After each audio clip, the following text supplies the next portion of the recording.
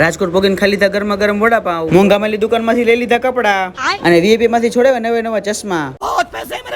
રામે રામ ડાયરા ને 10 દિવસ પહેલાનો બ્લોગ તો તમારો સપોર્ટ જરૂરથી દેખાડજો. ક્યાં વાત કરે? મસ્ત મજાનું વાતાવરણ છે. મીના રાણીને કાઢીને નીકળી ગયા રાજકોટ બાજુ. એકચ્યુઅલી હમણાંથી ભાટકવાનું વધી ગયું છે. मैं बाबा टिल्लू. ફાઇનલી રાજકોટ પોગી ગયા, પતંગિયાવાળા સર્કલ થઈને પોગી ગયા સિટી ની અંદર. અને આ ઘણા ટાઈમ પછી રાજકોટનો બ્લોગ આવે છે. અને ખાસ રાજકોટ આવવાનું કારણ તો દુકાનનો સામાન લેવાનું છે.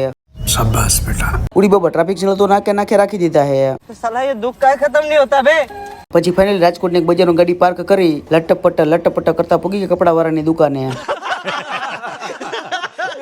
એક દુકાન ડાઉન શોલ્ડર શર્ટ જોયો અને બીજી દુકાને જોયું બેગી પેન્ટ. કેવું લાગે જરા કોમેન્ટ કરજો.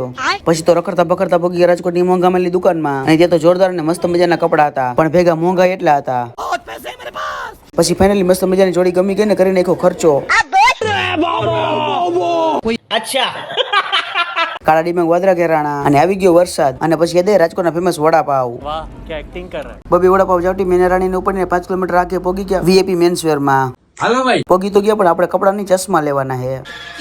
क्या हुई? કેમ કે અમને ઓલા ટ્રેનિંગ ચશ્મા ગઈમાં છે. हमारे यहाँ ऐसा ही होता है. सिस्टम पार देंगे. अच्छा. તો ફાઇનલી હવે રાજકોટને ટાટા બાય બાય કરવાનો ટાઈમ આવી ગયો છે. તમને અમારો બ્લોગ કેવો લાગ્યો જરા કોમેન્ટ કરીને કહી દો. મળી નેક્સ્ટ મિની બ્લોગમાં.